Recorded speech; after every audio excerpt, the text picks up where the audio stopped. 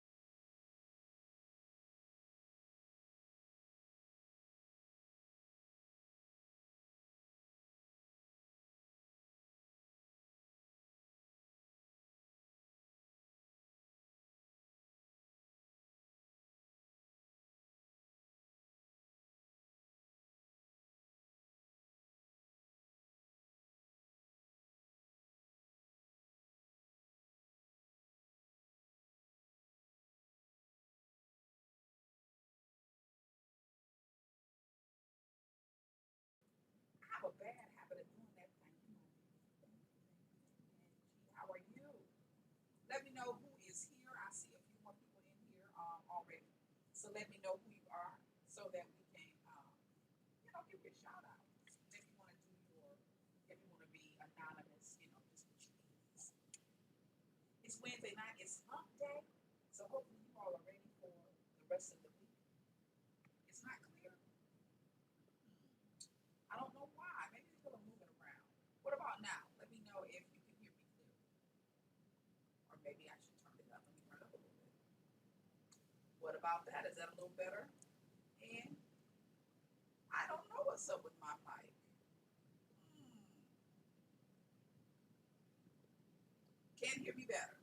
Okay, give me a second. Let me make sure nothing else is going on. There may be something else. Oh, you know what? Hold on a second. I may have to.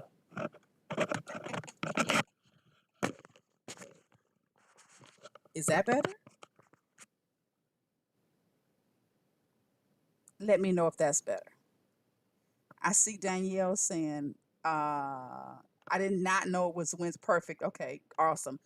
Because I was using this earlier and forgot that I was, so it was still hooked up to the computer, but I guess I can make it work. All right, yeah. So you said perfect, great. Yes, okay. Okay, I see. So I see Ann in the house.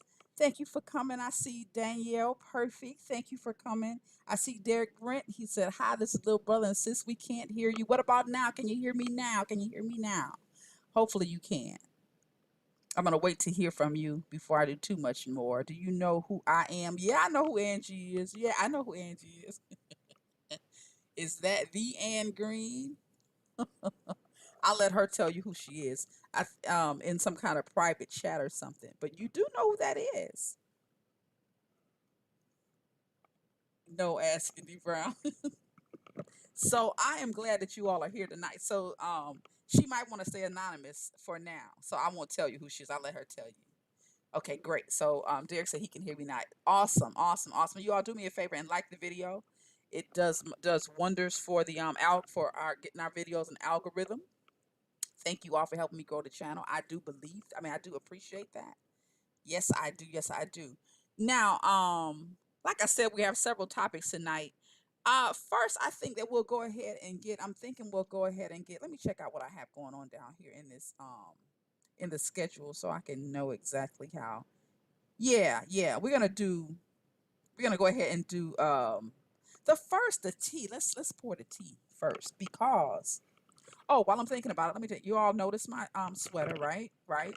I'm getting my merch together. So very soon if you're interested in having one of these sweaters or the cup or the cup holders or some more things that'll be on online, that stuff will be available in a week, no later than 2. And hopefully you all will support and get something. I ain't trying to press you, but they are nice. Yeah, thank you, and thank you. So it has my whole logo on it, so I'm pretty proud of this. All right, so Angie said I want a large tea mug. Okay, I'll work on that. The tea mugs we have are not extremely large. So far, I can only find it in this size, and this size will be up on the website. But this is the only size I can find right now. The rest of them they want to do a wrap around which tears up the logo and it doesn't make it really nice. So that's what we'll have right now. But I am looking because I want some large ones too. I only have a couple large ones that someone made for me, but they're not. They're I don't have them in bulk, and that's what I want. I want them in bulk. That looks pretty big. Okay, well they'll be on the site in maybe even by the end of this week because I have them. I just have to get the attach them to the website. So great. I'm glad you like them. I'm glad you like them. So, how's everybody's week going? Let me ask you that before we get started. We don't typically do that. Let's check in. How's your week going? Anything special going? You know what? I just changed my mind. We're gonna do the mashup first. So, anything that you'd like to talk about? Anything going in your on in your week that you'd like to talk about? Anything going on in the news that you'd like to talk about? Let me know. Let me know. You can put that in the chat. If you'd like to call in with the mashup, we can do that as well. Just let me know and I will be ready to take your call. Let me go ahead and do that. I'll put up the call screen for those who are interested in calling in. So,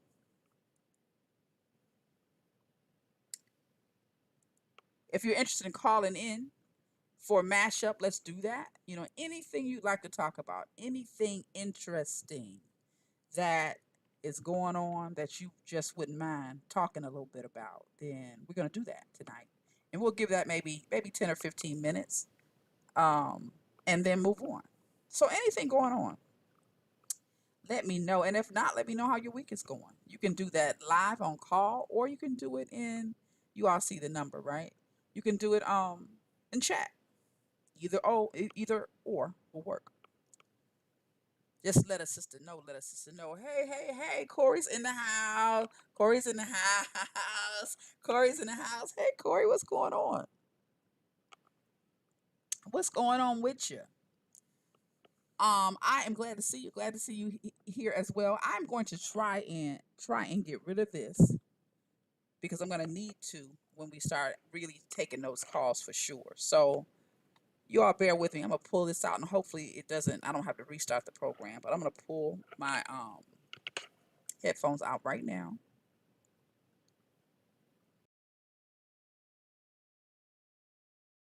Y'all hear me? I think I see the mic moving. Please let me know if you can hear me. If you can, give me a 1 in the chat. Let me know. Awesome. Awesome. Okay, good. Good. I can get rid of that. Okay, so thank you, Corey. Thank you, Danielle. So Angie says she's bored out of her mind. COVID has us all locked up. Absolutely. What are you doing? Is anybody doing anything different? Anything that might help us get over some of these COVID blues? Because I know many of us are having them. I know I don't like to move, and I need to. It needs these extra 15 pounds to let me know I need to move. I know I need to move. Jesus Christ, that is a fight all in its own. I mean, to itself.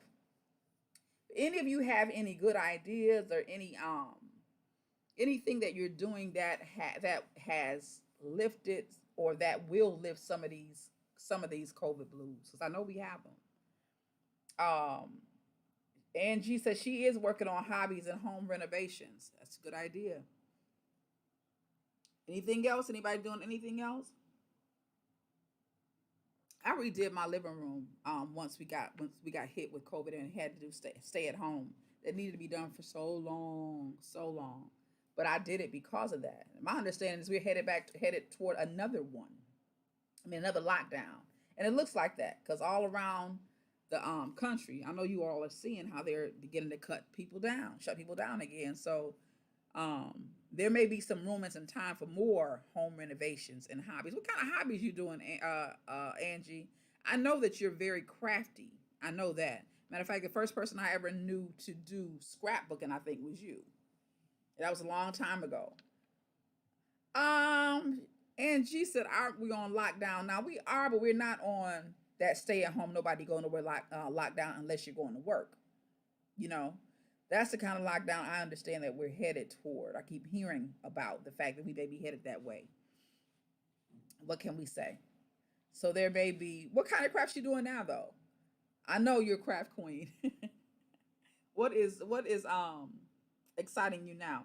So Corey said that she's back to eating right and really going to start exercising daily. Corey, um, Corey is a, let me just say this. Corey has a business. She has a Savvy Meal Solution. That's the name of her business, Savvy Meal Solutions. And she does meal plans for people. I'm gonna try and get some money in my situated where I can use you, Corey. I mean that because it's not easy to cook healthy. What kind of stuff are you cooking, Corey? I know you cooking some good stuff. I know that. But what give us something easy. Tell us about something easy that we could cook that help that would give us some variety. You know, give us one of your not recipes, but just tell us about maybe one recipe that would interest those of us who are running out of ideas in COVID cooking. Let me know. Let me know. And while we are waiting on Corey, if you are interested in doing a live call on our first topic, which is gonna be Iyanla and the McCoys. Y'all remember that? The Hatfields and the McCoys. Iyanla and the McCoys, because they were formidable opposition, were they not? If you didn't see it, oh my God, you should have saw it. Angie says soups are feeling hearty and great. You know what? I was thinking about doing. I saw recipe for turkey soup. You know, for of course for leftover turkey, and I was thinking, oh, that's a good idea. I think I'm gonna do a turkey. I have cooked, I have smoked turkey in my freezer that one of my girlfriends did for me, but she only half cooked it, so I don't know what they call it, part cooked or something like that. Anyway, it's half cooked, and I cut it in quarters. So I was thinking I'll take that out, finish it, and make soup with it. Like turkey noodle soup. I'm thinking like egg noodle soup. You know. Corey said, tonight's dinner salmon on a spinach salad with red. Oh God, she is doing too damn much. She said tonight's dinner is salmon on a spinach salad with red onions, cucumbers, tomatoes, and beets. That sounds good. I'll probably add me a little bit of make it almost like a Michigan salad, add a little bit of blue cheese, you know, and some maybe some pecans or nuts, and I mean pecans or walnuts, and then some balsamic dressing, I think. That sounds really good. Everybody's like, that sounds really good. Yeah, yeah, I really do. I want to give some business to Savvy Meal Solutions. I do. So I want you to know I'm putting it out there. One of our regulars is not here tonight because she is in the ER. I talked with her just minutes ago. I won't say her name because I'm not sure how she feels about that. But just say a prayer because one of our regulars is in the ER tonight with some congestion and headache stuff. So that's kind of scary. I've been praying for her, but just hold her up in your prayers. Corey said I had I dried cherries, pecans and apple dressing. What apple dressing? Did you make the dressing, Corey? Oh Lord, apple dressing. You all do me a favor and like the stream if you have not done so already. Share and subscribe if you haven't. Yeah, yeah. So prayers for healing. Thank you very much. I've been doing the same thing. Praying for her immediately. Immediately. Immediately. All right. So if no one has a live call you'd like to do right now, we will move on. Corey said, I didn't make this dressing. It's a Kroger apple dressing. It's a Kroger dressing. Okay. Was it tart or just sweet? I like tart and sweet. I don't like just sweet. Let me know because that sounds good to me. Apple dressing sounds good. That sounds really good. It does. It does. Sweet and tart. Okay. Okay. I'll be looking that up very soon. Very soon. All right. So moving right along, if you were fortunate enough to have time to watch this right here, this was some shit right here. Now I like Iyanla. I don't care what people say about Iyanla Van Zandt. I believe that Iyanla Van Zandt, I really do, is called Soggy Paws in the house. Soggy Paws in the house. Soggy Paws, what's going on with you? We just got started on no, you're gonna need to go watch it now. Are you crazy? No, you stay here with us. But when we get through, listen, you'll want to watch it anyway because it's that good. It is that good. All right, so yeah, back to Iyanla. I don't care what people say about Iyanla Van Zandt. I believe that she is moving in her anointing. She is moving in her calling. She is moving in exactly what God called her to do. Right? Um, put a one in the chat if you like Iyanla. Let me know if you like her. Just put a one. Say yeah. I'm I fucks with Iyanla. Yes, I do. Or two. No, no. She get on my damn nerve. No. Don't like her. And a lot of people don't. A lot of people don't. Danielle said, "No, you ain't watching nothing right now." Angie said, "Right." Corey said, "I like her too. She's doing a live with Miss Danny." What? What? See? Okay, I didn't know that. Where is she doing it? Do you let me know, Corey? I need all of the information and let's share it with the people here. Danny Stillwell is a friend of ours, so that's why I'm excited about that. So when you yeah, if you know the information, let us know, Corey, so we can share it with everyone. Okay, so Corey said yes, she loves Iyanla. Oh, Angie said 1 and 2. I want to hear more about that. Danny said D said 1.5. That is hilarious. Oh, Derek said 3. What is a 3? What is a 3? Let me know. Uh Corey said on Danny's FB page. Okay, great. I'll find that. And yeah, right. A 3. What the hell is a 3? What is a 3? How do you have a 3? I don't understand. He don't like her. Oh, that's what it is. Oh, he really don't like her. Is that what it is, dude? You just really don't like her. I can't stand. Is that what it is? Soggy Paws, nothing for, nothing against. Okay, so Soggy Paw said I don't feel any particular way about her. And so and so. Okay. So he's so and so. So that means he. I think what Derek is saying is yeah, she okay. Same thing.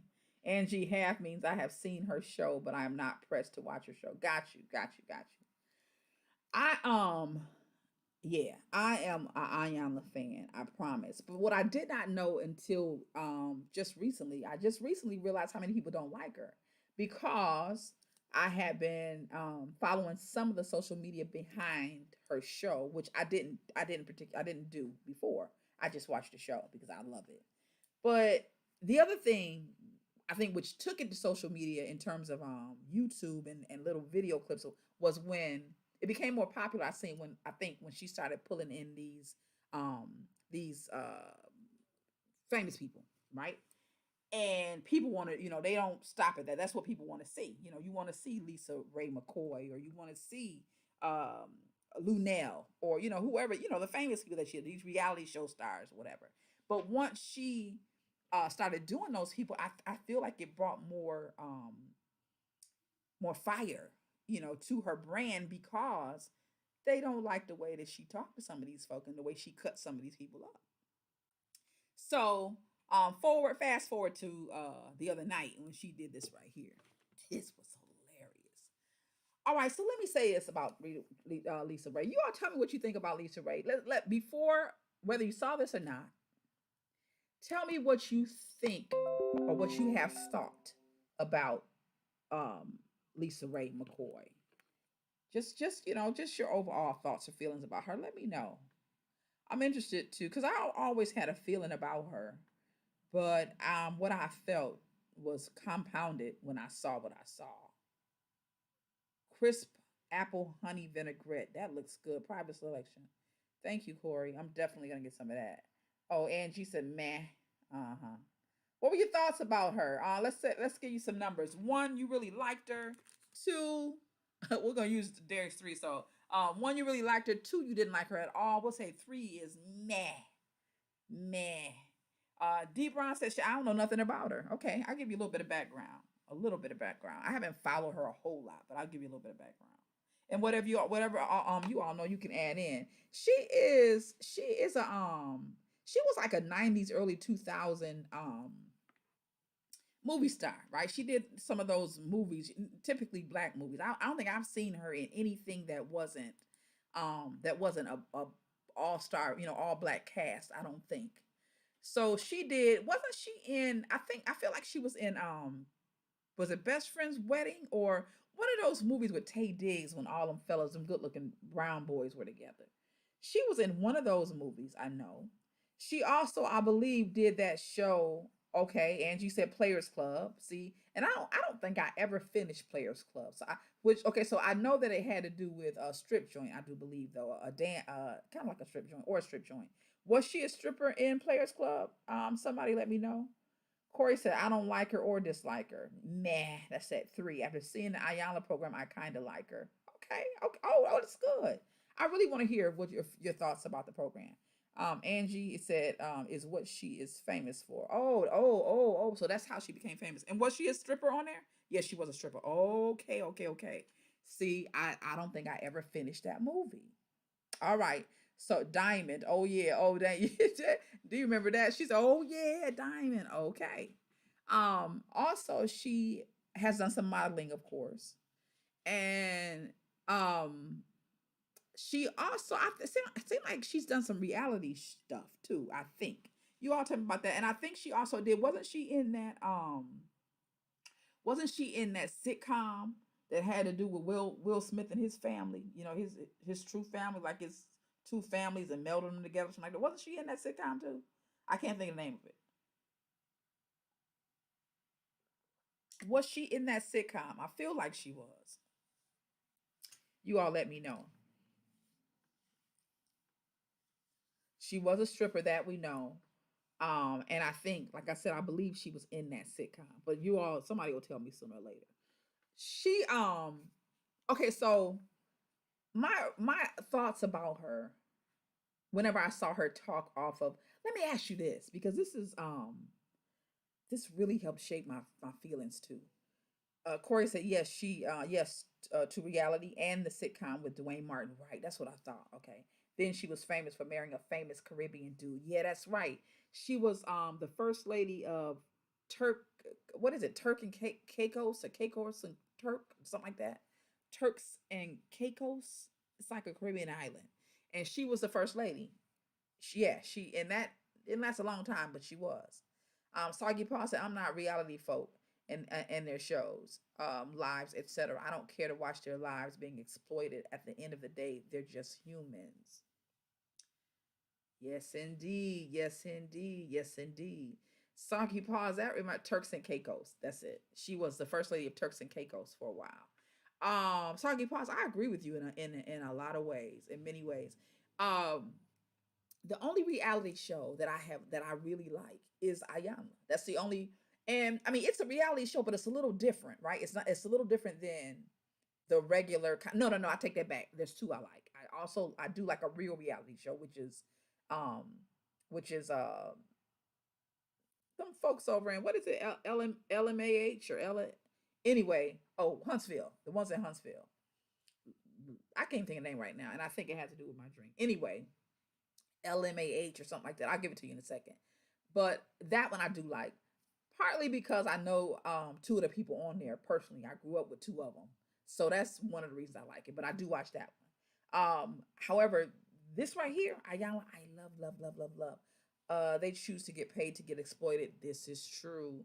And then Soggy Paw said, "I'll watch a movie or program, but I don't want to see your personal problems." Because we do have our own, don't we? Don't we have our own? I was what you when you originally your original statement, Soggy Paws, about it makes me think about what I thought about OWN. Right, this is what I noticed, and it's probably true from all of them. It's just that, like I said, I don't really watch them, with the exception of Love and Marriage Huntsville. That's the one, and the way their lives have broken down since they started that show, and it's been also all over social media. I thought to myself, man, this ain't the place to go if you really want to keep your marriage. I don't think. I don't this kind of I don't know about, I hate to say selling out, but this kind of allowing this kind of access to your family, to your personal life, I don't think it's any way possible. I don't think it's any way possible when you're on a show like that you can live authentically, because I don't think you can help play into the camera, you know? So there's no doubt in my mind. I see exactly why, they get there, but it's not long before all of this stuff is all over the internet and it's over for them. The whole thing is over. So what's interesting to me is, like I said, I have some interest in this particular one because I know two of the guys that are on the show. There are three couples, and I know two of them personally. So when I see them, I know who they are as well. Some of the stuff I see on it, I know them, right? But I don't know if you, I don't know if anybody can live past some shit like that. I don't know if anybody can live past that kind of exposure, without being damaged, or your relationship just being depleted altogether, you know. So you all tell me what you think about that. I'm gonna read some of these comments while you comment on that or something else. Let's see. Angie says she was in a sitcom, All of Us. That was the name of it, and the movie The Wood. That was it. The Wood. Great movie. Great movie. I keep saying I'm gonna watch Huntsville show. Two of them are my brother-in-law's nephews. Okay, are those the Scott boys? I'm assuming you're talking about the Scott boys. I've known them since they were kids, right? I'm assuming you're talking about the Scott boys. Same with me. And then Ann says, yep. Ann says, case in point, Kenya Moore and Mark Daly. Now, see, I don't know anything about them, but I do know that they were on one of those. Was it Atlanta Housewives or something like that? I just don't know much about it. I'm gonna assume. Tell me about it, Angie. I'm assuming that, excuse me, they were married to and they no longer are. That's what I'm assuming. Let me know. Let me know. Yeah. Wow. Kenya Moore is a real pretty brown lady, right? Real pretty chocolate woman with the long hair. Yeah, I'm thinking this is not the place. If you want to keep your relationships intact, I I can't see you going anywhere except Iyanla fix my life. I'm serious about that. She wanted to get married and have a baby, and not after 2 years divorcing. Wow, wow. Okay, so here we go. So I gave you a little background on Lisa Ray. You know who she is now if you didn't know before. So Lisa Ray McCoy, I always thought that she barks a lot, right? And I bark too when I talk. So I know that sometimes Angie said, yeah, and a bad attitude. Oh, I didn't know Kenya Moore had a bad attitude.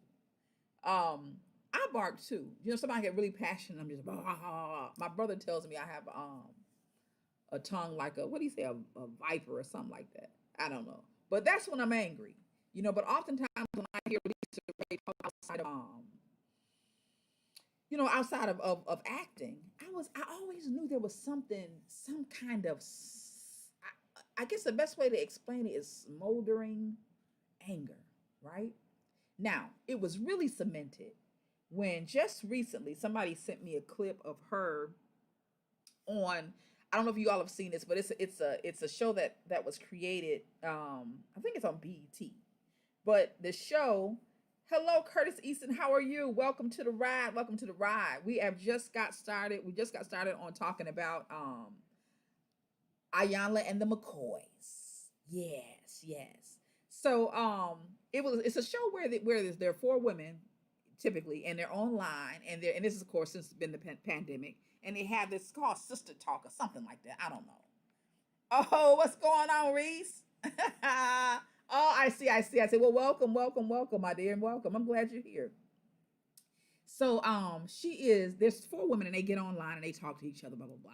This happened, I don't know, maybe about 4 or 5 weeks ago or so. Well, if you didn't know, Lisa Ray McCoy's sister is the brat, right? So she was on one of those girlfriend shows, and I think I've seen two, but they're typically four black women, and they're on Zoom, and they have this girlfriend kind of conversation talk. But she was on with several women, and they wanted to surprise her by bringing on, unbeknownst to her, her sister, Debrat. If you all, anybody seen this, let me know. If you saw it, put a one in the chat. If you didn't, just don't worry about it. But if you saw it, type a one. So they're all excited, and Vivica Fox is one of these women, if I can remember. Yep. It's at Queens with Vivica Fox. Okay, I didn't know what the show was, but I know Vivica Fox was in here. So okay, yeah, Queens with Vivica Fox. So they all excited because it's her birthday, and they say we got a surprise for you, and in comes the brat, her sister, her half sister, her stepsister, however you want to explain it. Man, they were like, "It's your sister, Jane." It seemed like 15 minutes. Now, maybe it wasn't that long. I swear for God, It seemed like it was 15 minutes. She sat there smoldering, looking at the camera like this.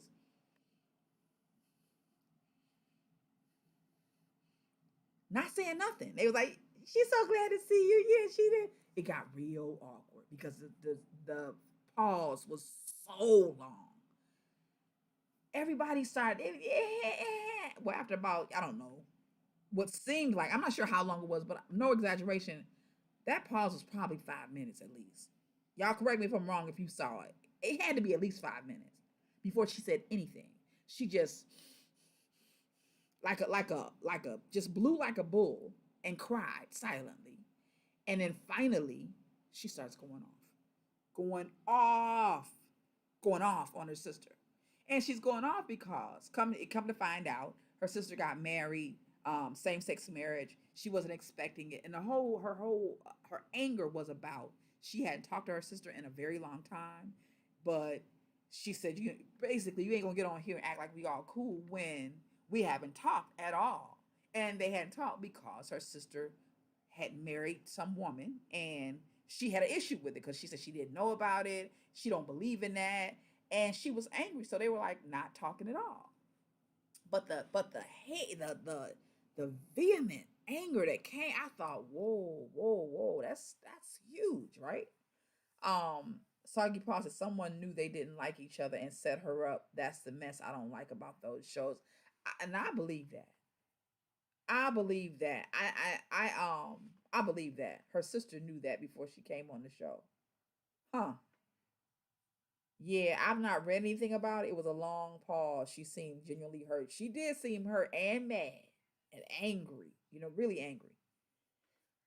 But when I saw it, there's more going on with Lisa Ray. Yeah, I think so too. Did you see Sharice? Did you see the Iyanla show? So I'm looking at this right here. This is the clip that Trey sent me, and I thought, whoa, that was. I mean, it was a lot of anger. I didn't even watch it all. It was just very, very, very angry. So you know where I'm headed, right?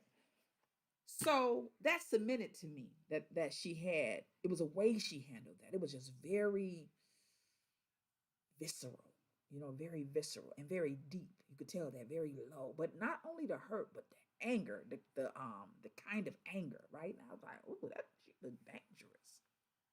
So fast forward to Iyanla show. When this chick right here, when her mother came in, man, and opened her mouth. First of all, they look just alike. I couldn't get over how much they look alike. Yes, yes, she did, Sharice. Yes, he did. Her dad did it. We're gonna talk about that too. When this woman started talking, man, she was barking. It seemed like 5 times the way Lisa Ray barks, and she was angry about every damn thing. I mean, every damn thing. She was so angry. Lisa came in along with her daughter. The three of them came in together. Cute as she want to be, as much attitude as her and her mom. The only thing is that she's not outward with it. She is one of those. She's one of those. What do you call? She has a lot of repressed anger. Repressed anger. She's not. It doesn't come out like it does with everybody else. But it was so clear in the first 5 minutes, or even less than that, where they got all of their anger from. All that just horrible, just deep, deep, deep, deep, deep rooted anger. So when they get into the discussion, because this is the important part, they get into the discussion, and Sharice said something a minute ago, and that's what we got. I want definitely want to talk about that because that was the crux of the whole problem. Anyway, when Iyanla do her thing, because she's doing her thing. She coming in and she is asking questions and prepping them, trying to get some information, and she finds out not much of anything except a lot of backstory. She starts with mama, and there's a lot of anger clearly, but a lot of backstory. When she asks them one thing, they give her a whole story about something different. She's like, okay, she listened to it, right? But everything was blaming. Everything the mama said, Lisa Ray was responsible. No, I'm sorry. Her father was responsible for her being unhappy, but now he's dead.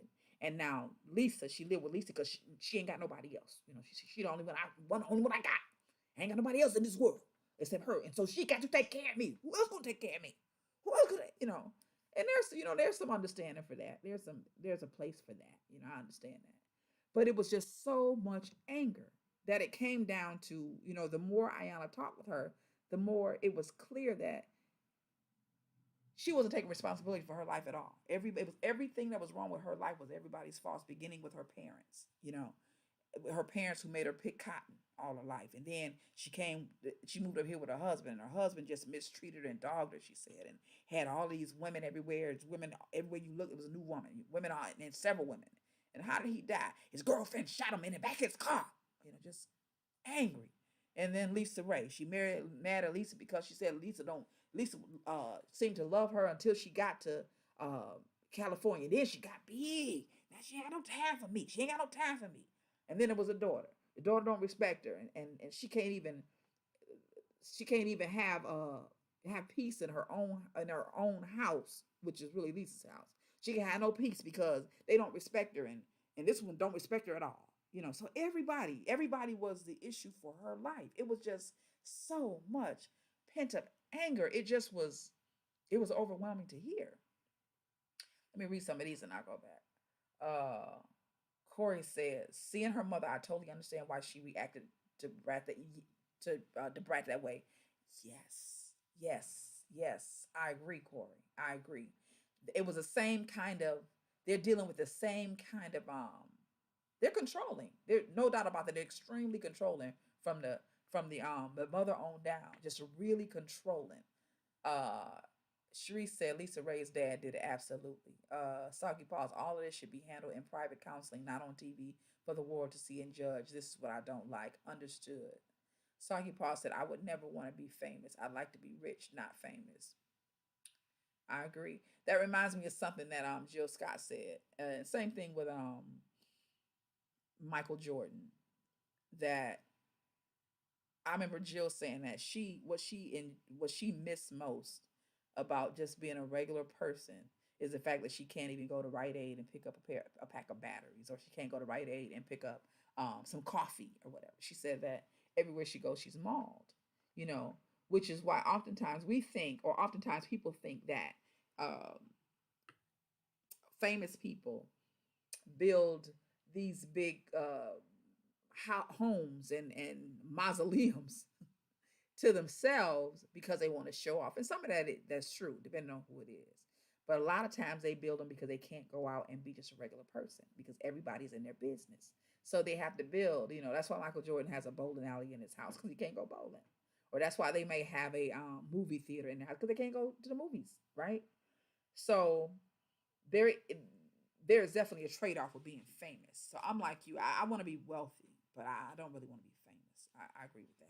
I mean, I can understand that, and I believe that as well. And G said Lisa is a hood princess. Her father was apparently involved in some shady stuff, and that's how she was afforded an upper middle class life. I think it was more than upper middle class too, because I was reading stuff on him the other day myself. Her father was an infamous adulterer. Yeah, yeah. Her mom said that too. Um, but I wonder, and I don't wonder where he got that money because apparently he owned all kinds of businesses in Chicago in the 70s. Black man, right? All kinds of businesses, and was killed in 88, like the mother said, in the back of his car by allegedly by one of his girlfriends. So that was interesting too. But this was also interesting. Let me read this and I'll hit that point. Don't quote me on this, but the mother was jealous of her relationship with the father. Oh, I'm quoting you on that because we're gonna talk about that for sure. And she said, so is the brat her half sister or stepsister? Um, my understanding is they have different mothers. So same father, different mothers. Okay. Different fathers. I'm sorry. No. Same different mothers, same father. Different mother, same father. Yeah. So what does that make her a stepsister, right? Or half sister? I always felt like it was the same. What's the difference? What's the difference really? Let me know. Let me go back to something Soggy Paw said. No, Angie said hood prince. Okay, half. Okay. Half sister. Her father was apparently involved in some shady stuff. Yeah, okay, we know. Yeah, yeah. I think they were more than the middle class. That's all I was saying. This is interesting too. Her father was an infamous adulterer. I saw something I wanted to speak to. Mm, I had a brain fart. It'll come back to me. But let me just go ahead and tackle this because this is really where I want to go anyway. So, two of you have mentioned the fact that it was all her father's fault. Let's talk about how it was her father's fault. That's what I wanted to say. He was controlling them with money, right? But Iyanla got to the root of that. But wait, let me show you this picture right here, because this is what I thought of when she. In order to get to that root, the root of the problem, Iyanla went. She started off looking like this, right? She started off looking like that. If you watch, you know what I'm going to say. I was laughing so hard. She started off with this outfit on. Ain't it pretty? Pretty, pretty, pretty. Then she went in the back and she came out with like this, no shoes on. The dress was loose, right? And her African wrap on. So when she came out there, she was ready to go to war, right? And I wish you could have seen, if you didn't see that, I wish you'd have seen. How many of you did you all see the look on Lisa's face when she came out like this? Did y'all see that? If you saw the show, let me know if you noticed Lisa Ray's face when she came out like that. She gave her the dirtiest up and down. I thought, see that right there? I thought to myself, see, that's that self-hatred as far as I'm concerned. Because I know that when she walked out here looking like this, she saw Africa. And Lisa Ray's, if y'all didn't see it, go back and see the way her face was turned up. It was turned up like, almost like you come out here looking like somebody's cook, or her face said a whole bunch of stuff. But when Iyanla came out here looking like this, I wish I couldn't find a picture of when she walked out and looked them in the face. Mortified. Yes, she was. Baby, when she came out looking like this, she looked them square in their face and she said, I had to change my clothes. And they looked at her up and down. The mama too looking at her like, she said, I had to change my clothes. Look at them square in their face. And she said, because she said, she said, from what I can tell by seeing you right here, she said, there's no doubt about me. I mean, no doubt for me that this right here can go left real quick. She said, so I have to take off. She said, I had to take off my hostess. She said, I don't want to. It was interesting the way she said it. She said a statement that said something like this. Something like this. She said something like, I didn't want to fool anybody into thinking that I was a hostess anymore. She said, I knew that I had to come out here as the medicine woman. I said, damn. She said, because I don't want nobody to be, she said, I didn't want to be confused. She said, about the fact that I didn't want anybody to play to the camera. No, she said that. I don't want anybody playing to the camera. She said, and I want to make sure, I don't want to get confused. I don't want to forget that I'm looking at nothing more. Listen to this. Nothing more than a bunch of women in trouble. I thought to myself, I know they didn't like that shit. Because they had made very clear that they came from money. The daddy had a bunch of money. And it's all in Lisa's nose. This, it's all in her nose because she keep it up in the air looking at folks like, and that's how she was looking at her. I wish you see that look that she gave her when she came out looking like that. But she told him, I don't want to be confused about the fact that I ain't looking at nothing except a bunch of women in trouble. They looked at her the entire time. Their attitude was, well, the mom was just letting it all out. She was telling on everybody, right? Everybody was wrong, and she spent most of her time talking about that. Lisa and her daughter spent a lot of her time, the first half of the show or more, staring Iyanla up and down like you ain't gonna break me, kind of thing. You could just really feel the tension in the room. Of course, Iyanla wasn't moved by that at all, at all. So like I said, why did she change her clothes? Okay, so I answered that. Dee said she was ready for whatever. That's right, because her fitted dress was gone. She had on a white. It looked very similar, but this one was flowing and loose. I said, "Oh, she ready for whatever." Exactly. Cherie said their emotional shortage and making them loyal. Yes, absolutely. Is Iyanla a doctor or professional counselor? She is a counselor, but she also is a medicine woman, like she said. Iyanla is also, this is interesting. I just recently found this out. Yep, an attorney, that's right, by trade, and she's a teacher. She's a professional counselor. She is also a Yoruba priestess. So when she says medicine woman, she meant that shit. She meant that shit. She is a Yoruba priestess, studied in Nigeria, my understanding is. So when you hear her say, she says this a lot too. She says, all of this wahala. That's I can't think of what language, but it is a Nigerian language, and it means craziness, mess and craziness. You often hear her say that, all of this wahala. She said it about them too. All of this wahala. Corey said, from what I've seen over the years, they are a family about appearances and opinions. Having witnessed one from the inside, it may be just a front to protect themselves. Yeah, I think you're right about that. The dad used the pimp management style for his women and his children. Let's talk about that. That's what I'm gonna talk about. So we find out after all of the stuff, the conversation that Iyanla had with mom, the conversation that Iyanla had with Lisa, the conversation that Iyanla had with Kai, it all really boiled down to one thing. And that thing was that they were angry with each other, in competition with each other, using each other and manipulating each other. And the majority of the crux of that issue and that problem stemmed from Lisa Ray's father. And Iyanla got to that toward the end of it. Let me give you that. This is him right here. Absolutely. He made those women fight. Sharice is saying, well, let me get Angie first. If she's a Yoruba priestess, I hope that she is speaking Yoruba. Maybe, there are a lot, they have a lot of little languages, little tribal languages that they kind of mix up together. So like my husband says wahala, for instance, and he's not Nigerian, although he spends a lot of time in Nigeria. He's Gambian, and he uses wahala. So I don't know if it's actually Yoruba or not, but I do know that it's some Nigerian language. He made the women fight for their place, for his attention. Yes. So this is what came out of this conversation that she had with them.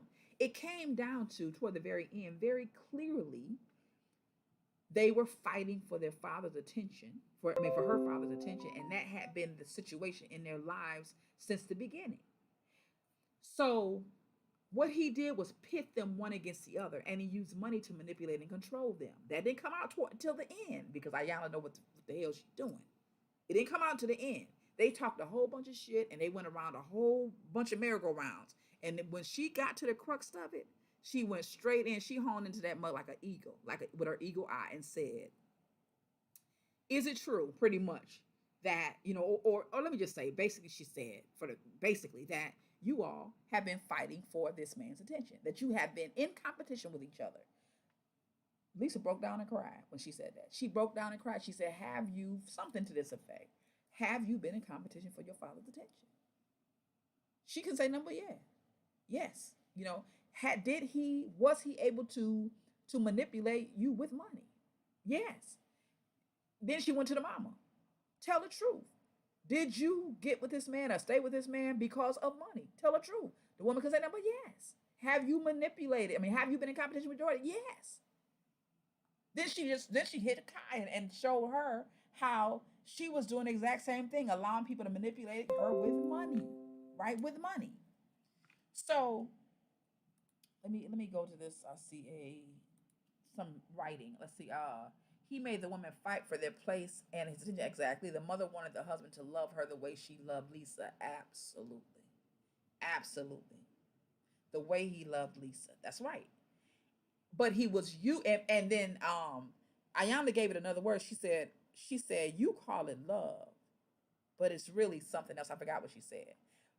I'm saying this in response to what you just said, Sharice. The mother thought that he loved Lisa. He was using Lisa just like he used her. And when I say used her, I mean this man very, very clearly used women like pawns, even his own daughter. Now, that brings me to this picture, because this is immediately is what I thought about. And I think that's what I want to talk about for a few minutes. The fact that this man was able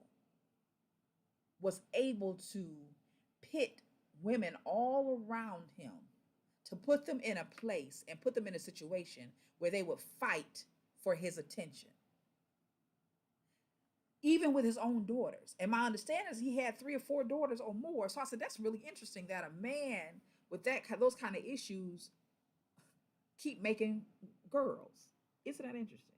but he kept making girls. And immediately what I thought about was, and I don't know if this is the case, I'm just telling you what came to my mind. I thought, we will pay for our sins. That's what I thought. I thought about we will pay for our sins one way or another. And I thought it's interesting that he used women like pawns and then he had all these daughters. And I don't know how much you believe about the Bible or anything else, but many times, what I was taught was that you will pay for your sins, and oftentimes they're visited upon the next generation when you don't get an opportunity to pay for them. Okay, Angie said not only able, but that he was even willing to pit them against each other. Right. What does that say? What does that say about the type of guy that he was? And how much damage? Now, that's why I want to open the lines up for. If you have a thought about that, let's talk about that. So you all know the number, but I want to show you one more picture because immediately I thought about this. When I saw that, we got to that. First of all, when she said, when Iyanla went straight to that and said, y'all have been in competition with each other, and the mother jumped up and said, you had no right. Y'all remember this? I'm about to put it up right now, Sharice. You had no right to go and stay with your daddy's woman. And it was right before commercial. I promise you, my mouth was open the whole commercial. My mouth was like this. Because I'm trying to process. Wait, you mean to tell me she left your house and went to stay with him and his woman? And it come to find out, she said, well, because you told me I couldn't come back home. And I was thinking, damn, what kind of fucking games y'all playing? That shit'll get somebody killed. I tell you, you can't come back home. First of all, you my teenage daughter. And so then you, to get back at me, go and stay with your daddy and his woman? That's the kind of shit that get somebody killed. All right, so let me put the number up because I know y'all got a lot to say. I can see it, and I want to hear some of it live. So let me put it up. Here we go. So give me what you got, and I am waiting on your call, and I'm going to read some of this stuff while I'm waiting on your calls. Let's see. If you don't get healing and deliverance, okay, yep, exactly. Somebody said, Angie, that reminds me, somebody said, when you got stuff out there like that and you know it's coming back, I heard a guy say one time, you need to pray for crop failure. Okay, Soggy Paul said the children will suffer the sins of the parents. That's what I was taught. He was damaged himself severely. Absolutely, he had to be. Curtis, or she said, right, that may have been the brat's mama. Could have been. And the line is open if someone wants to call and we can have a live conversation. Yeah, it could have been. They didn't say for sure, but that immediately made me think of this right here. So the numbers of y'all can see that. I'm gonna go ahead and put this picture up that I keep saying I'm gonna put up, but I ain't put it up yet. So let me put this up. That made me think of this. Y'all remember this? Sharice, I thought about that too. She said that's probably why DeBrat is with a woman. I thought about that too. You know, people do stuff for different reasons, but I did think about the fact that if the man that if your experience with men is that the experience they had, you know, that's enough to make you not want to fool with them. You know, that's what I'm thinking. It's enough to make you not want to fool with them. So, okay, so do y'all remember this movie? She went to stay with her dad who was staying with his woman. Yes, Soggy Paws. We'll talk about that in detail. Yeah, so she said that one of the issues was when she was 16ish, she ran away, right? Or not, I'm sorry. I messed it up. I don't know if she ran away or not. She and her mother got into some kind of problem. And when they got into it, her mother told her that she couldn't come back home. So she decided that she was going to go and stay with her daddy and his woman as opposed to going back home. Now, mind you, he married to her. He's married to the mama still. When she decided she going to stay with him and his woman. And when she checked her about it, yeah, Eve's Bayou. When she checked her about it, she said, well, you didn't let me come back. You told me I couldn't come back home. You couldn't tell me I had to leave. Soggy Paul said he was controlling all the women so that the other women properly couldn't have told him she didn't want the girl there anyway. No, she didn't. She didn't because they were in competition. That's very clear. What also was interesting was that she sent her daughter away. Lisa Ray sent her daughter away when she was young. She said they were having issues. Kai said they were having issues. And she said, I can't remember what I did so bad that would cause her to send me away, but she sent me away to school in Iowa. From California to Iowa. So she was hurt behind that, super hurt behind that.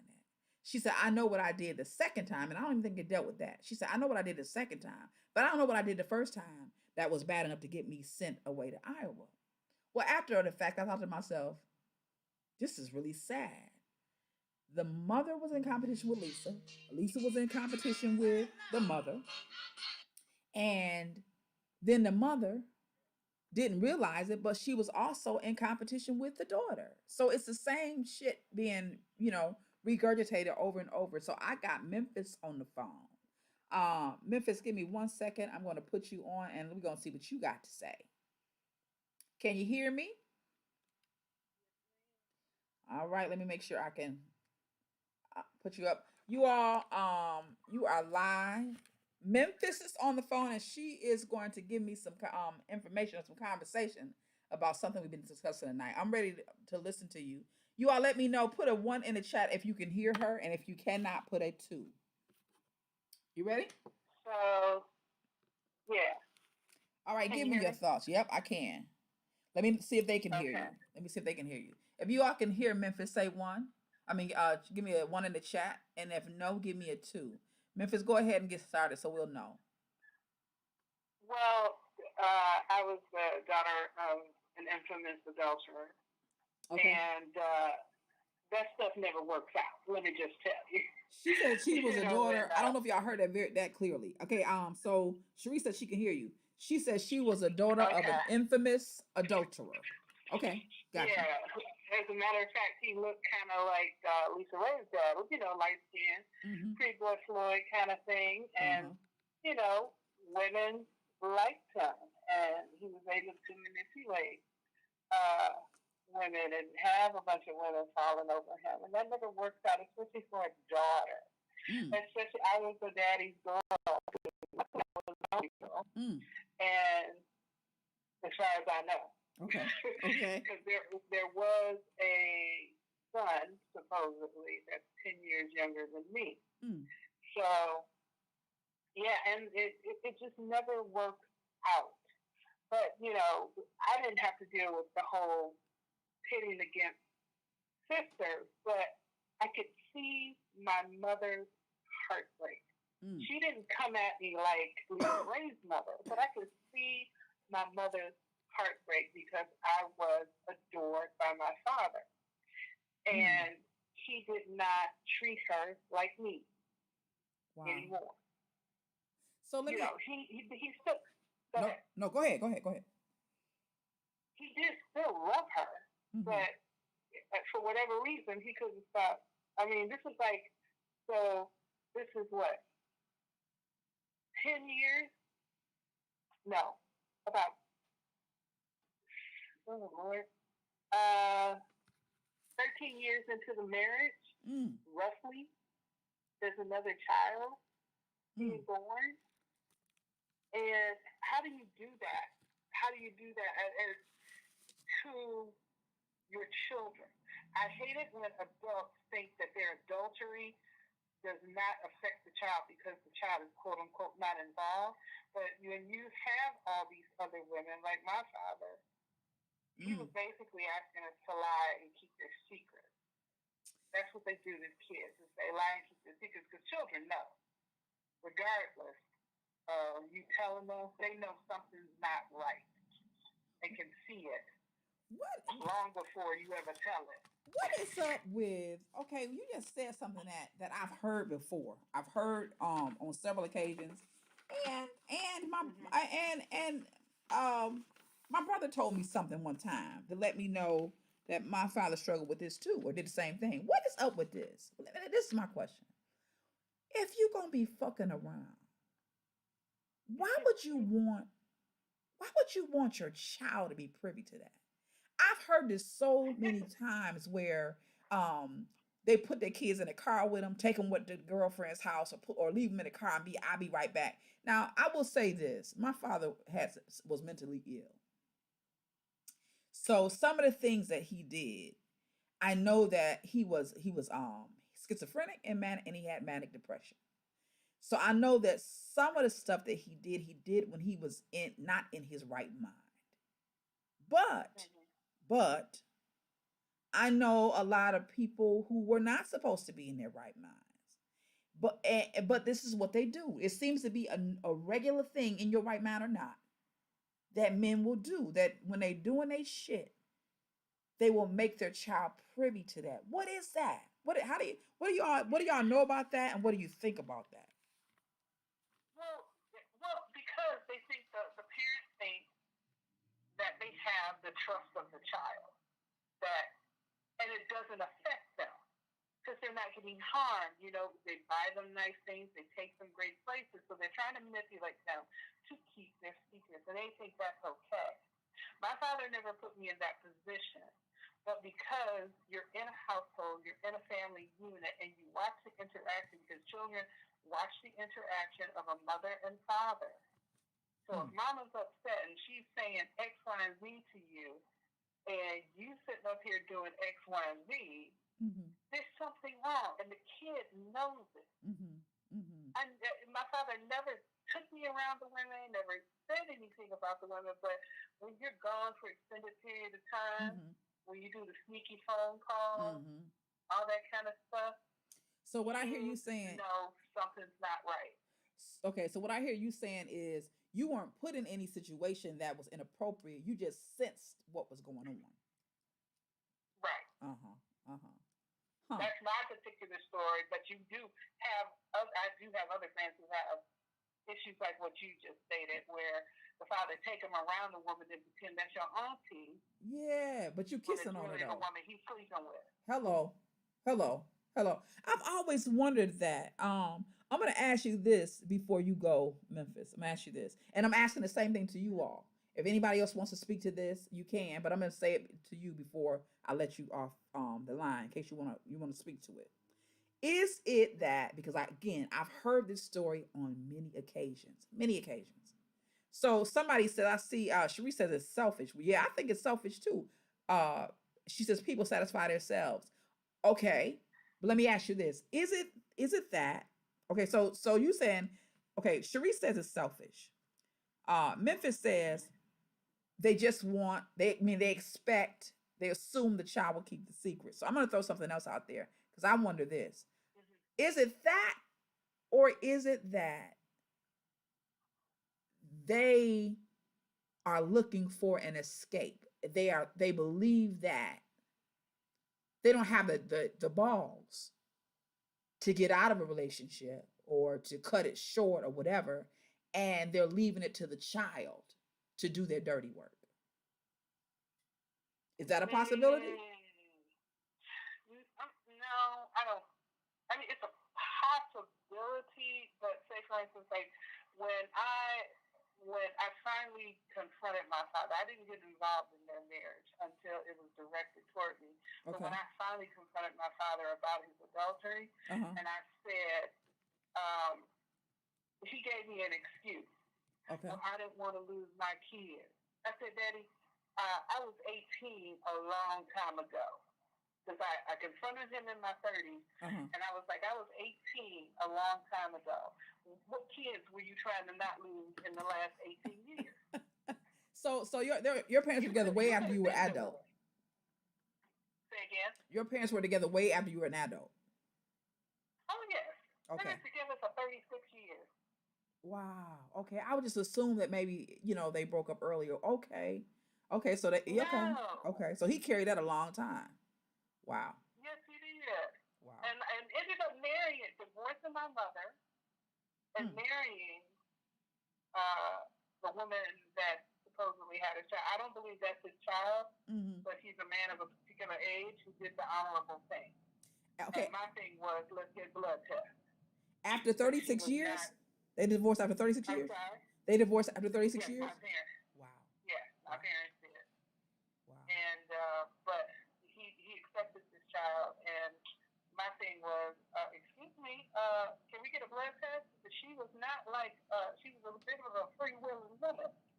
I can tell you stories. But, she hit on all my uncles until she got to my father, and he took the bait. Wow. Wow. So, wow. Thank you, Memphis. Thank you very much. Appreciate you. You're welcome. Appreciate you. Have a good night. And don't go nowhere. Let's finish this conversation. Okay. All right. Okay. Thank you for that. So, okay, that was interesting. That's interesting.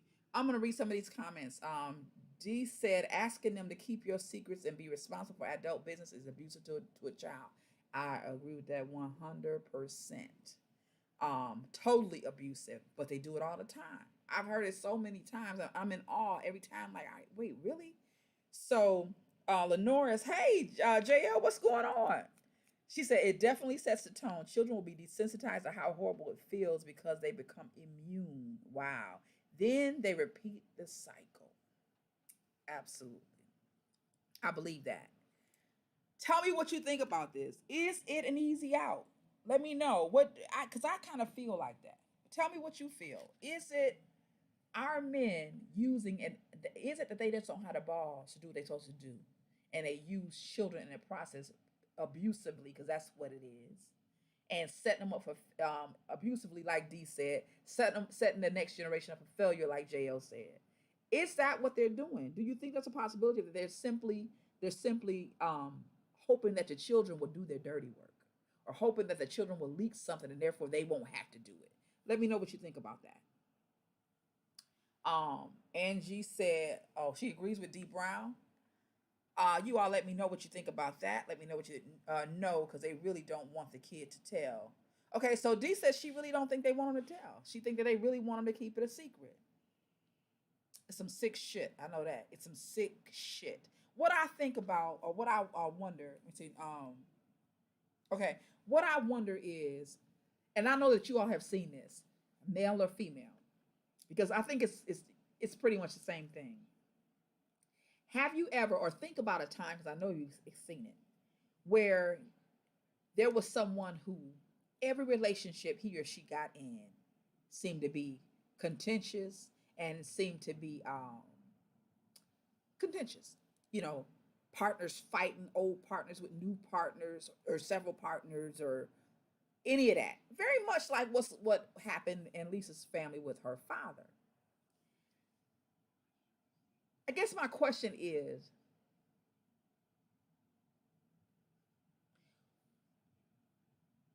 because I think that people that do that oftentimes that set up these situations and purpose, I think there's something going on. Well, I know there is internally that will cause them to do this. What do you think causes a person to manipulate? Because that's really what they do. Because everybody have to be in the right place to play in this game, right? Everybody have to be in the right place. The women have to be in the right place at the right time, or the men, or whatever, have to be in the right place at the right time to get the right information for certain things to go on. So there's popcorn going everywhere. Everywhere there's popcorn, and all of this popcorn, all of these fires that are going around that they have set up in one way or another, are really for their benefit, right? I've seen this many times. What do you think the purpose for that is? First of all, first thing I want you to do is think about any time you've ever seen it in your life, because I've seen it. I've seen people that every relationship they in is contentious with the last or future, or it could be a parent and their children are fighting all the time. It's all, and their hand is usually in it. Whether they throw a rock and hide their hand or not, they're typically involved. And that's what I think was going on with this guy. But I think if there's a kernel, I think there's something that causes them to do that. What do you think that is? I'll talk about what I think later, but tell me what you think. There's a reason for that. What do you think they're searching for? What do you think they want when they manipulate these kind of situations and have all of these people, fighting over them? Let me know.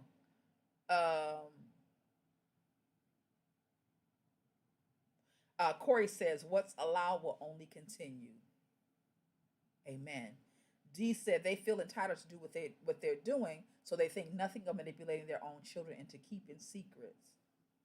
That's a sick bastard right there. And I know people do it all the time. What is the kernel? What is the kernel? What is the kernel that causes someone to do that? The same thing Elisa's dad is doing, the same thing the guy was doing on Eve's Bayou. I don't know if y'all remember that storyline or not, but it was the Samuel Jackson character had set up the same situation between his daughter and his wife.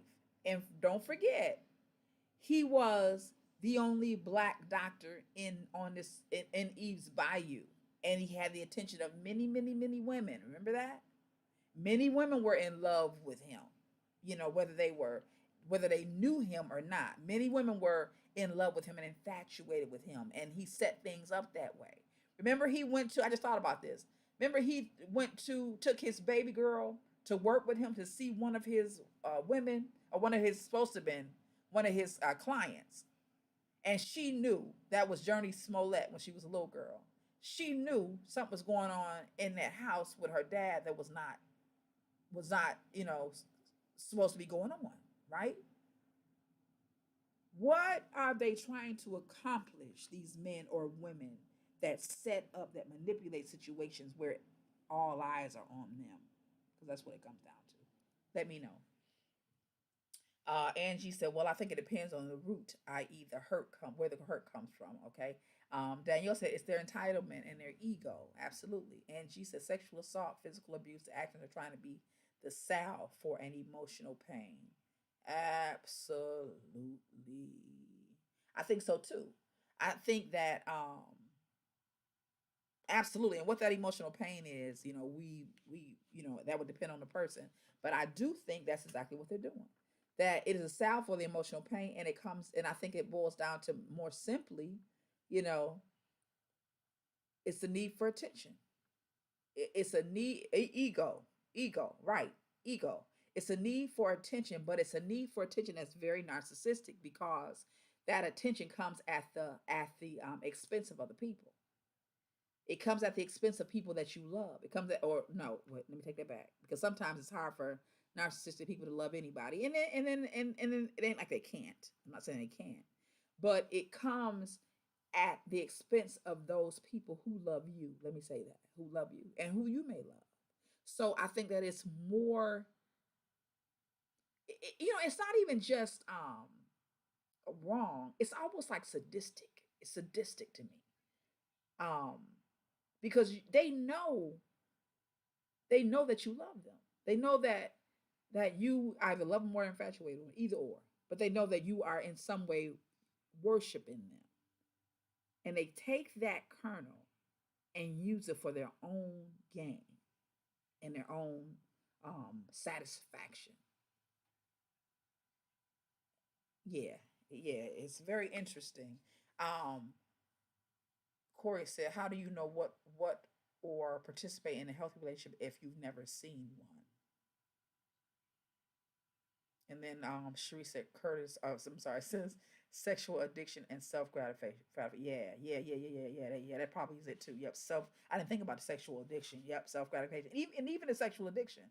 A lot of time that has to do with um that sexual addiction often have to do with the fact that you are looking for a gratification. You're looking for a it's really the intimacy that is not real, that is inauthentic, right? And again, the intimacy in itself is your attention. It's your full attention, right? So I have your full attention in this act, but it's inauthentic. But they don't care. They just got to get their needs met. It's a lot of it out there. We should be aware of it. It's a lot of it out there. It's a lot of people. I like I said, I'm sure you have seen it before, but I would just urge you to be mindful of people in your life that may be doing that. They may be, because I even in my life today, sometimes I see it. Sometimes I see it. I look up and I think, wait, hold on. What's going on here for real, for real? You have to kind of assess the situation and make sure, because they're very cunning. And if you're not careful, you get wrapped up in something and realize that I'm wrapped up in some shit. They don't have the shit to do with me. All right. Corey House said, "If we're made out of sex and fun aren't wanted. Wait, if we're made out of sex and fun aren't wanted, nurtured, or intentionally raised, it's almost impossible to fully develop and be in a healthy relationship. If we're made out of sex and fun and aren't wanted, I got you, nurtured, and, or intentionally raised, it's almost impossible to be fully developed and be in a healthy relationship. I think you said a mouthful right there, and I think that's true. I agree. Um, Cherie says some people are empowered by admiration of others. They are absolutely, absolutely. Beware of the breath snatchers because they out there. Um, the air snatchers. That's what I call them. I used to work with a woman, and she's probably the first example or the greatest example of what I of that kind of narcissism, that kind of need for attention and need for. It's like when she walked in the room, she sucked the air out of the room. She had to have whatever. It's almost like the Marlon Wayans. I like Marlon Wayans on TV most of the time, right? But I can imagine being in a relationship with that guy or living in a house with him has to be tiring at least at best, right? God, I cannot imagine how much attention that he probably slowed down some of he's older, but I cannot imagine how much of your attention he needs. You know what I'm saying? Um, Corey said my ex was abandoned by his mother and neglected, rejected throughout his life until his mother's death. He was a sex addict and struggled with issues from childhood. Now that's hitting a nail on the head. Because that's the other piece. You know, where does it come from? Where does that need for all that extra attention come from? And the majority of the time, that's what it comes from. Some kind of childhood of neglect, rejection, maybe abuse, but definitely neglect and rejection. Yeah, yeah. You know, where would we be if we had this information at 20, huh? Where? Where if we knew at 20 what we know today? Where? Where? Whoo! It would be good. Okay. And Angie says, this is the last one we'll take. We'll move on to the next one because we've been on this for an hour and a half almost. That's the show. Okay, let's see. We have to remember that famous people are very different behind closed doors. They are. Marlon Wayans does not strike me as a 10 as on 10 at home. Really? Oh my gosh, really? I just oh my god, I would think so. That's the youngest one, right? Man, I would just think he was. But like I said, not now. I think he might have slowed down now, but maybe, maybe. But when he was younger, and then I remember hearing his sister. I think it was his sister that said they said which one of the Wayans they asked Keenan which one of the Wayans do you think is the funniest? I think it was, and he and his sister, if I remember correctly, said um Marlon, definitely Marlon. And the interviewer said, "Why Marlon?" And they said, "Because Marlon will do anything. He will do anything to make you laugh. Anything. I could see that anything. Oh, I could see it. All right, that's it. We're gonna close this off right now and move on to the next thing. Otherwise, we won't get into the other stuff at all. And we do want to get into. I do want to get into DL a little bit, at least a little bit, because it's already 11:30. So let's move on to thank you all for your participation. Like, share, comment, and subscribe if you have not done that. Share the stream with somebody, please, either by social media or by your phone. It's time for tea. Yes, yes, yes, yes, yes. So we are doing South African bush tea, better known as red bush tea today. If you have tried bush tea, put a one in there. Let me know. Put a one in the chat and let me know. Zoe, would you put on some more hot water for me, please? Please. More hot water, please. So if you have tried red bush tea, let me know. Put a one in the chat, and if not, put a two. Say I don't know anything about red tea, Vicky. Number two. The first time I heard about red bush tea was on this show right here. If you have not seen this show, if you've never seen this show, it aired originally on, I believe, HBO. It is old. It aired before Jill Scott ever had her baby, before she ever had a baby. Matter of fact, they quit making the series because she got pregnant. And she did half the series through pregnancy. However, she was in South Africa. Tell you a little bit about this. If you've not seen this, you need to catch it. It is still streaming, I believe, on HBO, and there are DVDs available of the show. The number one ladies detective agency starring Jill Scott. Anika Noni Rose, and a few other South Africans that were, actors that were super powerful. But this is where I first heard about red bush tea, and she talked about the benefits of red bush tea, and it is a South African herbal tea, and they drink it all throughout the show. So if you have not seen it, grab it because it is a great show. It's about they only did I think 5 in that season. Derek said he's had bush tea, awesome, and they did 5 in the season, but each of them have like three stories in it. I think it is. It is a great show. So check it out if you can. It is still streaming on your streaming platforms. So let's talk about the benefits of red bush tea. It also comes in a honey bush tea, and then the red bush tea. Corey says she hasn't had red bush tea. It is a really good tea. It's very the only way I can explain it when I drink it and I think about comparing it to green tea, it just seems cleaner. I don't know how to explain it. It's lighter, different tastes, but it's very smooth. It's a very smooth drink. So here we go. Health benefits of Red Rhino Rooibos tea. That's a brand. It's just Rooibos is red bush. I don't the Rooibos I assume is a South African term, but for us it's red bush tea. It restores immune function, which is why we're drinking it, right? It's age defiant, right? It says 50 times the antioxidants found in Rooibos tea are 50 times more than that found in green tea. How about that? Bet you didn't know that. 50 times more than what's found in green tea. Helps you breathe easy, battles high blood pressure, promotes heart health, 100% natural and caffeine free. Somebody said it's the world's healthiest tea. It also helps stomach problems. Let's see. Somebody said I had it a while ago. It is delish. It is a really good tea. I'm drinking it right now, and I did add a little bit of Jack Daniels honey in it. Just make it real nice. You know what I'm saying? We got about a minute and a half. I'm going to refresh my tea. It's time for you to do the same.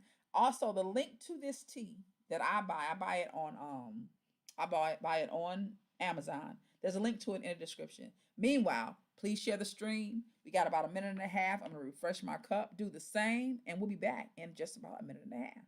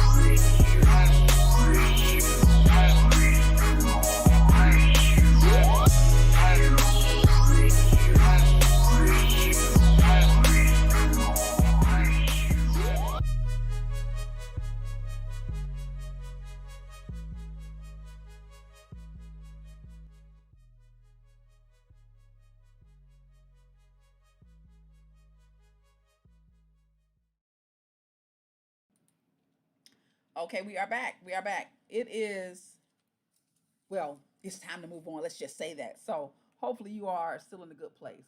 We are moving on to, let me make sure that my mic is on because I know I'm quick to come back and then go and turn it on, but it is on.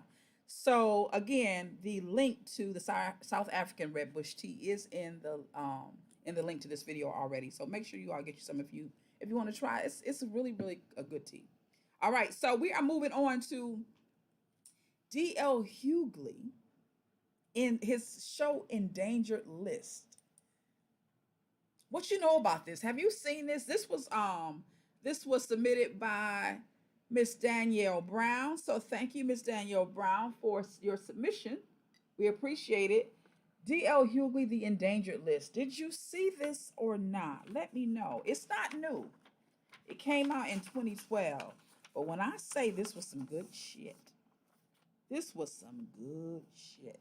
Did you see this? If you saw it, give me a 1. Put a 1 in the chat. If you did not see it, say I did, 2, meaning I did not see it. Let me know if you saw D.L. Hughley's The Endangered list on Comedy Central or wherever you saw it. It is currently showing on Corey House said, love it. Kashi T'Challa, hello, and welcome. She or he did not see. I'm not sure if Kashi is a male or female, but I love that name. Yes. Did not see it. Okay. And Angie says she saw it tonight. Awesome. It is a great 45 minutes. So that's all it is.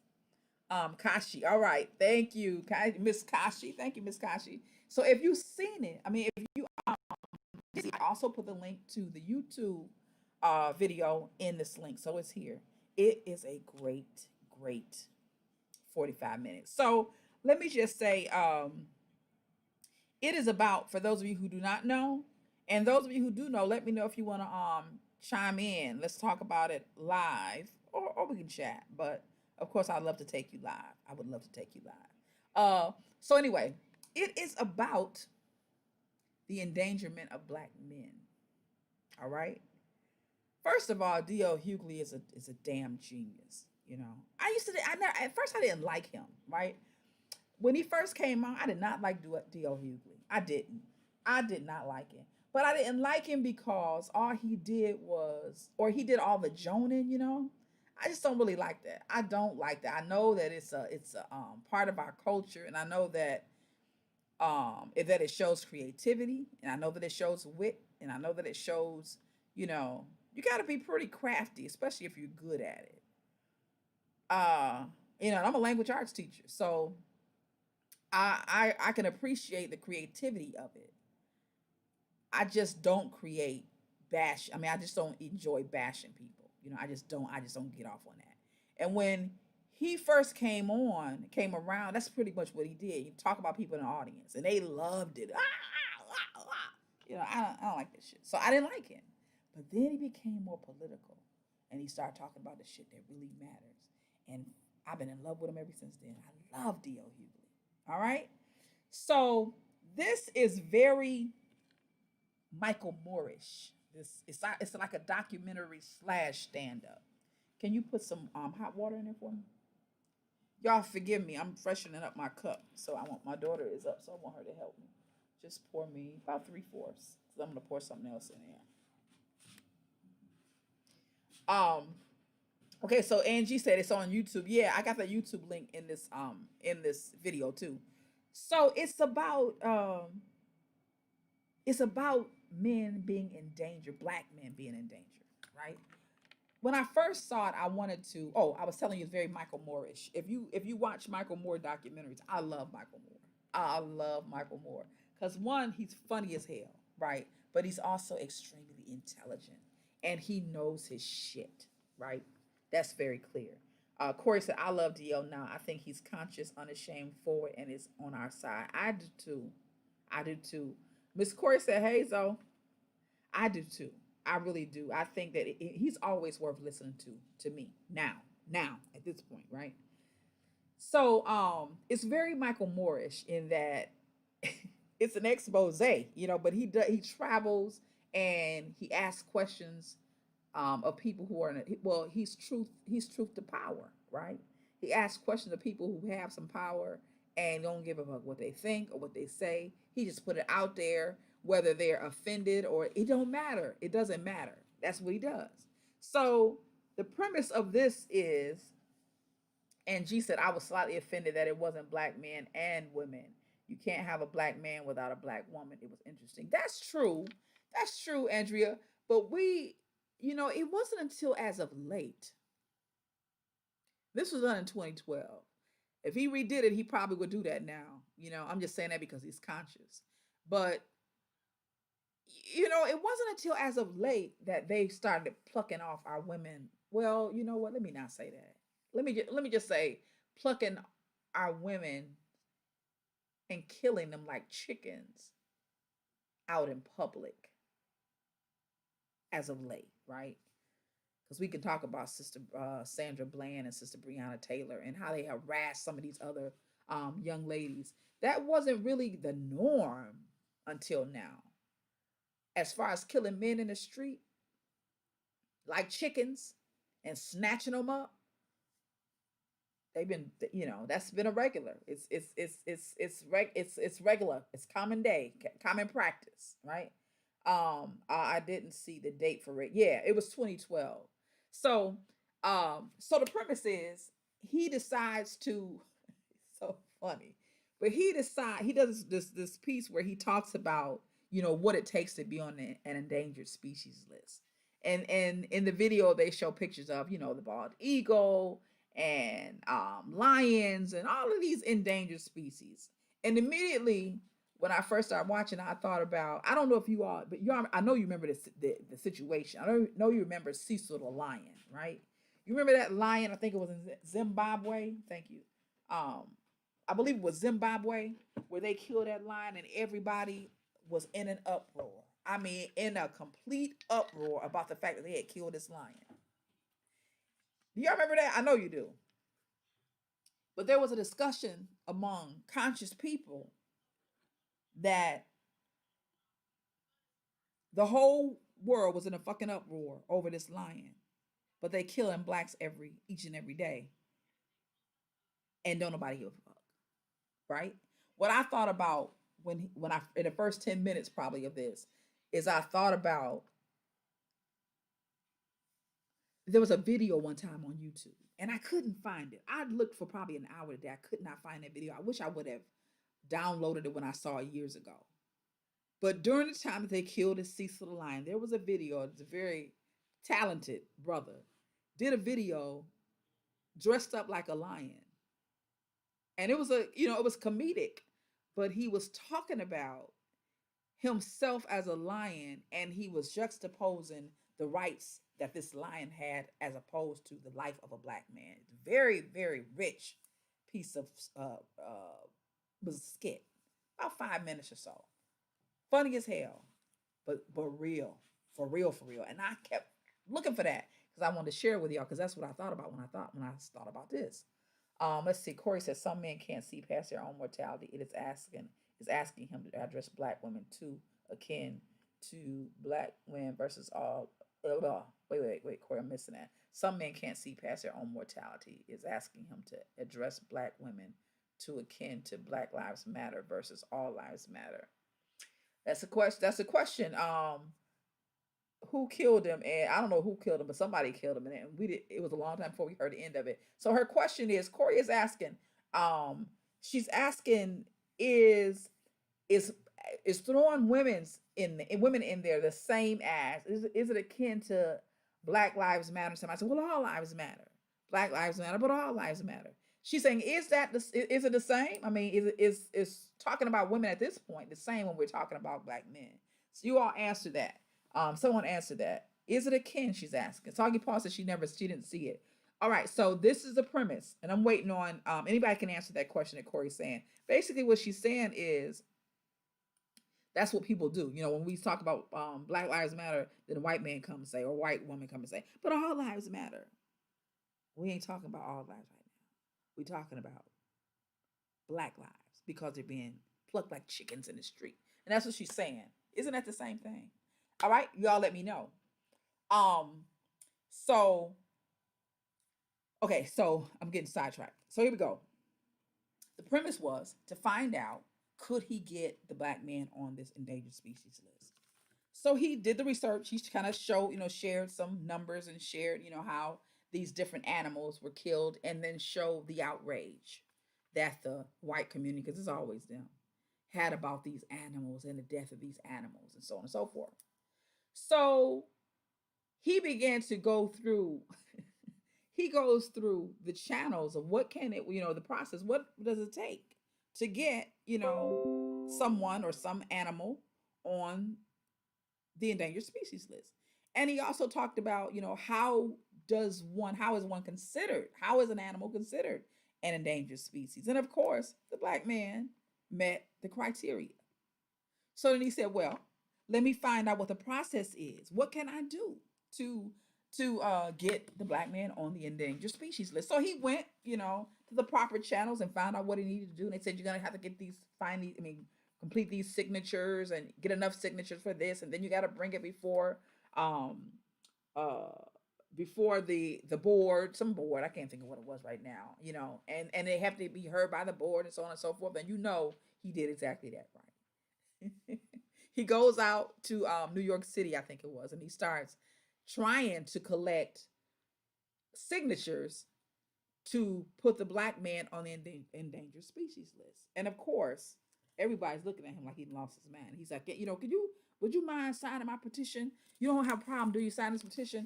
And the people are like, what is it about?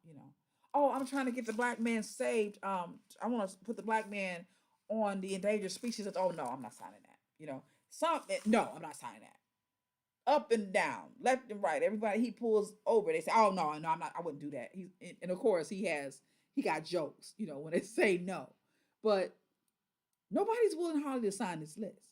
So then he says, nobody can get attention of people more than, white women. So he go and hire, I think it was about 6 white women, little young white girls, put them on a t-shirt. And I want to say this t-shirt, I believe it said bro life. I believe it's what it said, bro life. And he gives them, boards, and they go out and they ask the same thing, And of course, everybody they go up to, they're completely interested in what they have to say until they say, well, yeah, I'm trying to get signatures for to put the black man on the endangered species list. What? What did you just say? I'm not doing that. Nobody wants to sign. Nobody wants to sign. So then he says to them, fuck it. Tell them that. I can't think of what he told them, but it wasn't that he was getting black men on the list. He said, fuck it, tell them so and so, so and so. They was like, okay. And that's what they did. And of course they got it signed, Oh, I think he said they were saving blue whales or something like that. Whatever it is. They got all the signatures they wanted once he did that. And he said, see that shit right there. See that shit right there. Let me read some of these comments. And she says, link to the story of Cecil's killing. No, not to the Cecil's killing. I got a link to Dio's show. Soggy Paul said, I don't like DL because he talks about folks. That's why I didn't like him. But I haven't heard him do that lately, though. If he's grown from that, I'm glad. Yeah. I haven't heard him do that in a very long time, Soggy Paul. So you should check him out because he is about the love of his people. And that's for real. Corey said, it was so good. It sure was. All people should watch it. To see these folk be willing to sign for animals. That's right. They never heard of. But not black people was so hard to watch. But telling and expose these races. That's right. Black rhino. That's right. That's what he said. That's right. The black rhino.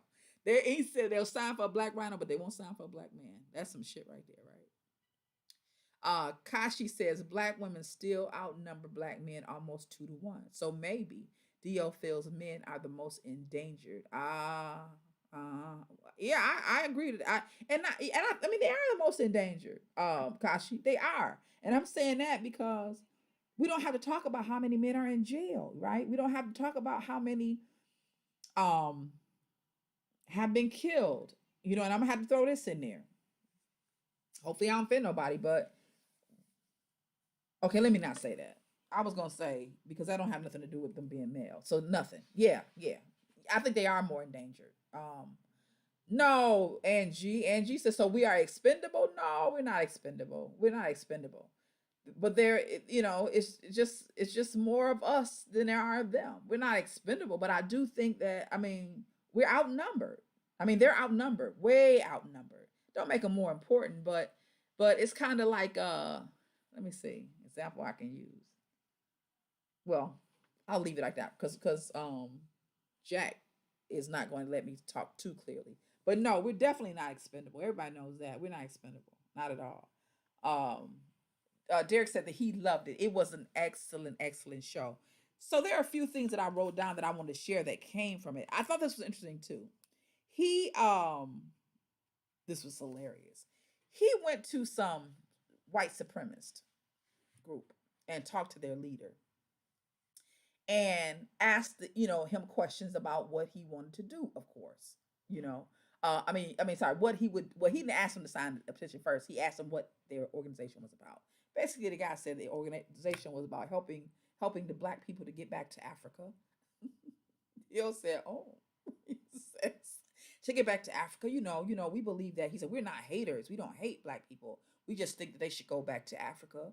And and if not," he said, "if not, then the country should be separated at best. That they should be separated into quadrants." I think he said, and he mentioned a country. He said like they do in, I don't remember what it was, but he said, their blacks are in one area, and whites are in another area, and Asians are in another area, Jews are in another area, and DL said, "So how do you plan to do that? Besides outside of killing people or whatever?" And he says, "Oh, no, no, no, no." He says, we're not gonna kill anybody. It's gonna be peaceful." So DL says, "So what country do you know? Where have you seen this done peacefully?"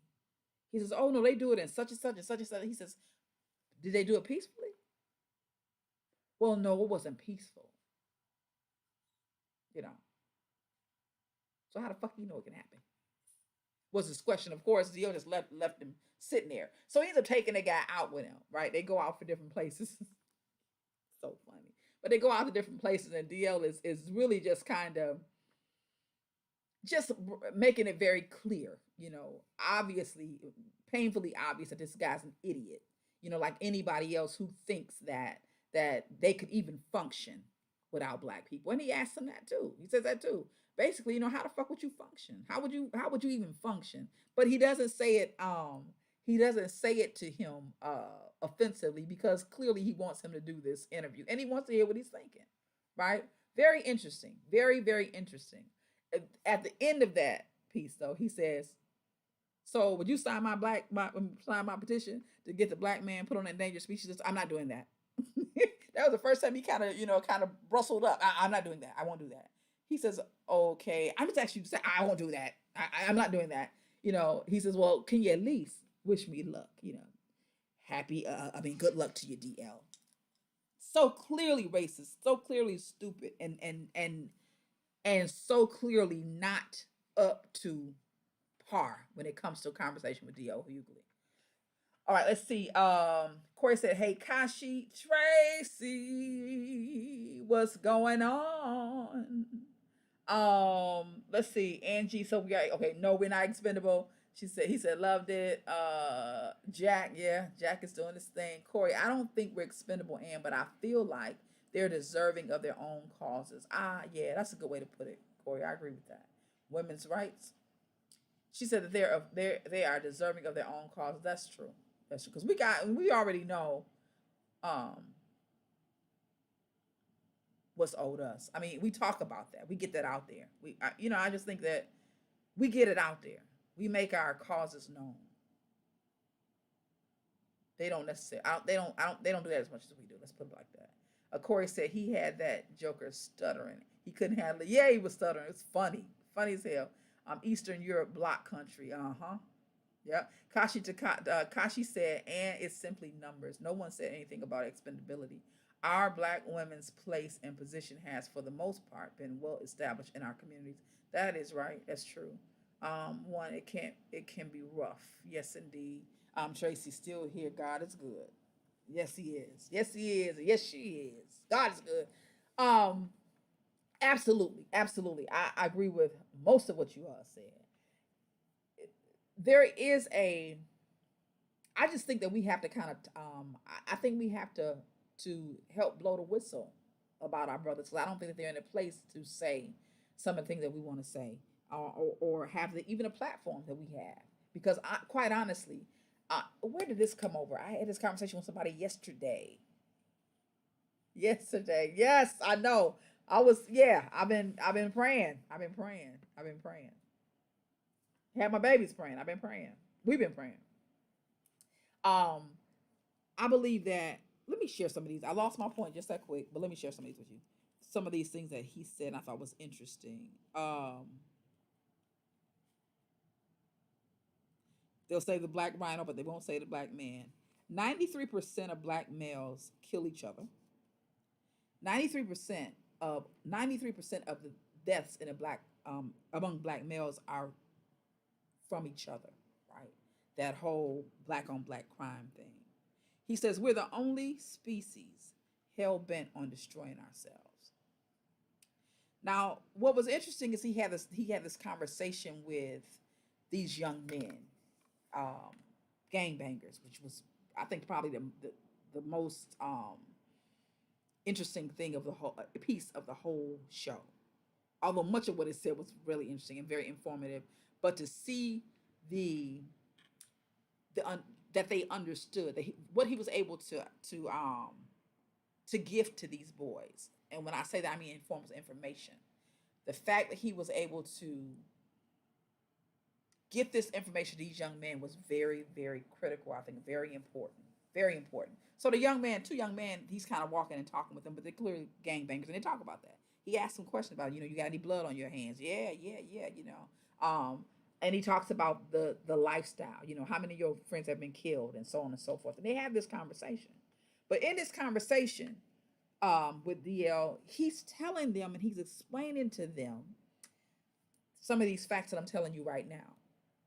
And at first, you could tell that they just kind of really, just they're in conversation with D.L. Hughley, but they really want to just kind of talk about what they've accomplished as gangbangers. But when he gets done explaining to them how he's trying to get them on an endangered species list, and talks about the rate that they are killing themselves or killing each other and the rate that they're dying, and then he talks about the prison complex, and he gives them information about how our country has privatized prison, right? Some information clearly that they did not know. And he talked about, I want to say, he talked about a state, and I can't think of which one it was. It might have been California, but I can't remember exactly. I'm looking to see if I have it in my notes. But he talked about a state that said that came to no, a company that came to the state, and I believe it was California, came to the state and said to them, listen, we'll buy all your prisons. This right here about took me out. Said, we'll buy all your prisons from you. We'll buy them from you and give you cold hard cash. But in order to do that, you are going to have to keep them 90% full. Did y'all hear that? We'll buy your prisons from you, but you're going to have to keep them 90% full. And if it's happening in California, I don't remember the exact state he said, but I know this. If it's happening in California, it's happening elsewhere. He talked about the fact that there are publicly traded correction companies. So there are correction centers that are publicly traded on a New York Stock Exchange.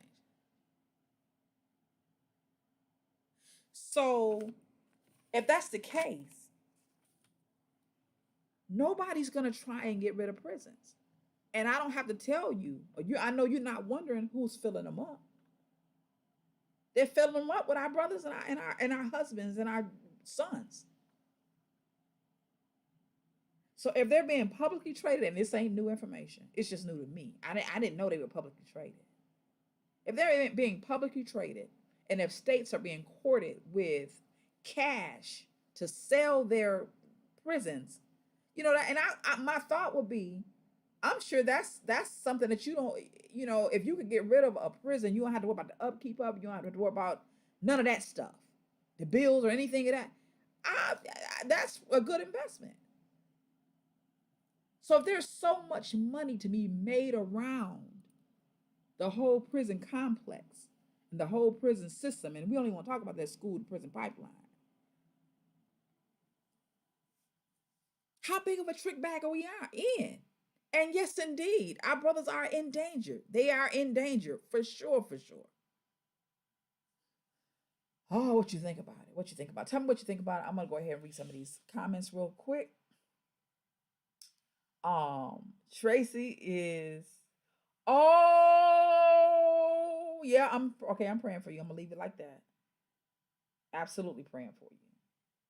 Saki Paul said they are my fragile as a species. They are definitely fragile. Yeah. Tracy, the media will have you believe that white on white crime doesn't exist. That's true too. That's true too. They got a different kind of crime. They don't have the kind of crime that we got going on, but don't let them be holding no money for you. Say get rid of you in a minute. Snatch your, yeah. You know, it's different. It's interesting. Their crime is, it ain't being talked about. You're absolutely right. But it's interesting to me how they do shit like husbands kill their wives and kids turn around and kill their mom and them, and high collar that white collar crime that they don't have to. That's interesting too. That they don't go to they don't get real hard time for. It may be hard in terms of length, but we ain't talking about the kind of hard time they get the brothers when they ain't in federal prisons. That's a whole nother conversation right there. But yeah, white on white crime definitely exists. You can watch it. You know that they may not put it on the news, Tracy, but they put it on these shows. You know, they put it on these uh um I'm thinking about one that I love to watch. What is it called? American Greed. They put it on there. They will put it on there. They don't but we don't see it on our local TV show every night. That's for sure. Corey said they're making proposals all over the country. See, that's what I'm talking about. They got it. That's what I'm saying. They're doing it in California. I know they're doing it elsewhere. So this is a big deal. This is a big issue. You know, this is a big issue. Uh there was one more thing that he said that I definitely wanted to give y'all, but I think I wrote it on something else and don't have it here. Needless to say, it's a fabulous documentary. If you've not watched it, please do that. Please watch it. If you all have another comment about this, about DL Hughley's endangered list, go ahead and put it in the chat or give me a call if you like. I'm going to go ahead and wrap it up really soon because it is late. I didn't realize we were only this long. But that first conversation took us over. I'm glad y'all hung around. Please share the stream. Like, comment, subscribe, and share if you can, if you will. I would appreciate that. Last thoughts on tonight. Let me know what you think. We talked about Lisa Ray, no, Iyanla and the McCoys. What are your last thoughts? Tell me what your last thoughts are on either topic, on Iyanla and the McCoys, or on DL's endangered list. Again, do not forget that there is a link in this video description to watch that endangered list because it's great. I want to make sure that you've seen that you see it if you haven't seen it. Awesome. Also, there is a link to the bush tea, the red bush tea that I'm drinking right now. So, and it's a pretty tea. I should have used my clear cup so you could see it. It's a very pretty tea. It's red. It is red. So make sure you check it out in the link. If you have any comments, last comments, let's do that. My thoughts on Lisa Ray and Iyanla is I don't think their lives are fixed yet. It's gonna take a long time to fix that shit. But it was very interesting. It's very interesting. And I think there's a lesson in it for us, for me, I know. And that is to not hold on to so much bitter and so much anger. Not hold on. If you can get your healing, you know, get your healing. Not to hold on to stuff. It was almost like Aunt Viv last week, right? Not to hold on to stuff if you can help it. Get some healing and also get somewhere and assess yourself. That's the other lesson I think from there. Assess yourself. Look, take some inventory on your life because there's a possibility that you could be carrying that shit, stuff like that will that is doing you no good. That is doing you absolutely no good. So that is my thought for Iyanla. And for DL Hughley, I see someone else has a thought. Let me catch that. That's Corey Howe says, let's get our routine and get ourselves together. Vicky and anyone else that's interested, we can hold each other accountable. That's true. Now you're talking about, I'm gonna say a exercise regimen. I'm thinking. You're absolutely right. Let's do that. Let's do that. Saki Paul said prison is a business. Absolutely. Laws are created to keep them full. Soggy Paws, I'm gonna bounce off what you said as I close out my thought for D.L. Hughley's Endangered list. It is, you're absolutely right. Prison is a business. Laws are created to keep them full, and it is our job. I think it is our responsibility to hip as many young men and young women as possible to the same information, to that fact, And I'm gonna say young women because there are a lot of our young girls are being caught up with guys that are not in the right place at the right time and and are being held accountable for some shit that they probably shouldn't even been involved in. So I agree. It is a business. We need to sound the alarm and let these young folk know that any way that we can, whether it's in direct conversation or through some kind of group or mentoring group, whatever, we need to let them know that this is the case. It's a business, and if you're not where you need to be, you better get where you need to be. Okay. Soggy Paul says that's old news. I'm not sure what's the old news, but and then Soggy Paul says it starts in schools. Yes, it does. Absolutely. Don't forget to live with Miss the live with Miss Danny and Iyanla Saturday. I'll text you the info. Please do. A friend of ours is going to be live with Iyanla Van Zandt on Saturday. So on this video, I'm gonna it'll upload. Check back to get that link because I'll put the link in here as well. So if that is, I think that is it. I appreciate y'all. Thank you again. Again, please, please, please like, share, comment, and subscribe. There's nothing left to do but wrap it up. And wrap it up is being brought to us by brownsugarbabies.com. Although we already wrapped it up. We wrapped everything up just as neat. It's already in our neat package. brownsugarbabies.com. Brown Sugar Babies Boutique is, let me turn this down a little bit. I know that is maybe a little loud. But Brown Sugar Babies Boutique is the home of Brown Sugar Baby Shea Souffle and the purveyors of Afro-centric trinkets and gifts, as well as artisan jewelry and accessories. You can get our Brown Sugar Baby Boutique items at www.brownsugarbabies.com. That's www.brownsugarbabies.com. As well as in Touray Family Enterprises, which is located at 2415 Elizabeth Lake Road, Waterford, Michigan. We are the Oakland County Kwanzaa headquarters. That's right, we are your Oakland County Kwanzaa headquarters. Thanks for hanging out with 3T.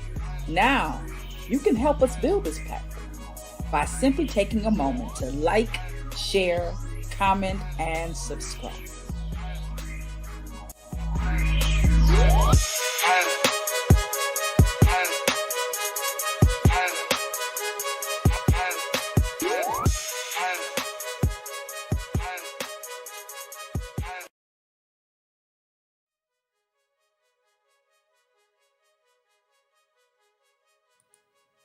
Business opportunities. You can become a patron of 3T. Also, you can submit a product or a service to be reviewed or shared on 3T. You can book VBTouray for an engagement or donate at Cash App VBTouray.com. I'm sorry, VBTouray or PayPal VBTouray at yahoo.com.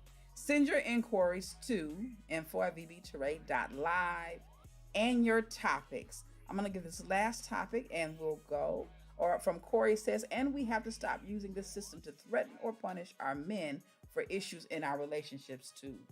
Yes, ma'am. Absolutely. Saki Paul said they do stuff like insurance jobs on their cars, but leave them in Detroit. It causes the crime rate to be reported in Detroit, not in their city.